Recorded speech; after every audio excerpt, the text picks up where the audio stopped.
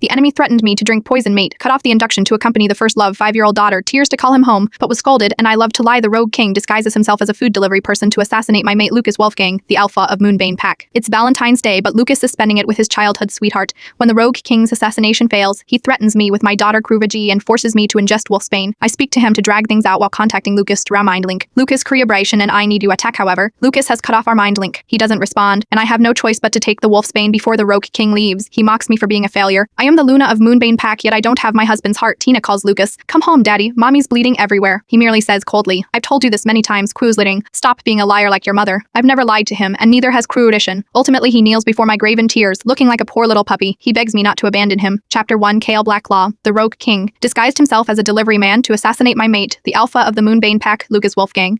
However, it was Valentine's Day that day, and Lucas was busy celebrating a romantic evening with his lover and childhood friend elsewhere. When Kale realized that he had failed in his assassination, he took my daughter Krishari Wolfgang as hostage and forced me to drink the deadly Wolfsbane potion. I tried my best to distract him with lighthearted chatting while sending Lucas and Sosha's signal through our mind link. Lucas Krurishan and I need you now, Attic. However, Lucas had long since cut off the mind link between us and never replied to my distress call. Forced, with no choice, I could only swallow the poison under Kale's watchful eyes. I lay on the bed on the brink of death. Slowly, the poison spread all over my body and attacked my heart. I felt something tugging painfully at my heart, as if it was going to be ripped out of my body at any moment. I was in such pain that I curled up in a fetal position. Tina, who was only 5 years old, kept crying next to me as she wiped the blood away from the corner of my mouth. However, the blood just kept pouring out and wouldn't stop. Mommy, are you okay, Mommy? Can you look at me? Can you open your eyes and look at me? She cried. I used up every last effort to open my eyes and look at her. However, I could only see a very blurry image of my poor daughter crying her heart out. Mommy, hold on, okay? I'll go find Daddy. She then hurried out of the room barefoot and went to grab my phone. Then she unlocked it with my thumbprint at her age. Kriasbration already knew how to read quite well. She found Lucas' number in my contacts and called him after what felt like a long time. Lucas finally picked up. What is it? Lucas asked, his tone angry and impatient. I told you not to call me on regular days. You are distracting me at work. Tina just cried and asked, Daddy, when are you coming home? Mommy spat a lot of blood. When I am scared. Can you come home and look at Patchies? Lucas' voice turned even angrier and more frustrated. I could hear him very well. Tina, I've told you many times that you are not allowed to lie like your Patchies. And you, Ava, how dare you teach your daughter to lie to me? You are a terrible mother. You don't deserve to be one. Lucas' accusation stabbed me right in the heart like a sharp knife. It was right then that the werewolf poison thoroughly infested my heart. I dry heaved and spat out another mouthful of blood. Werewolves like us usually had self-healing powers, and we could recover from pain and illnesses fairly well on our own. However, I was an Areta, which meant that I was a lot weaker than the others in the pack. Also, I had been poisoned. Death was the only option available. I wasn't afraid of death. However, I wanted to take one last look at Lucas before I left this world for good. Tina didn't know what Lucas was talking about. She just continued crying and begging, Daddy, Pie Cheese, spitting a lot of blood. She can't talk anymore. Lucas lost his patience and roared, Then don't let her talk. Tell her to see a doctor if she's spitting out blood. Don't call me. At that moment, a young girl's voice sounded next to Lucas. Daddy Lucas, Patch is asking you a question. Which dress looks nicer on her? Lucas' voice immediately changed, taking on a kind, gentle, and loving tone. Alright, I am coming. Your mommy used to be the prettiest wolf in the pack, so naturally she looks pretty in anything she wears.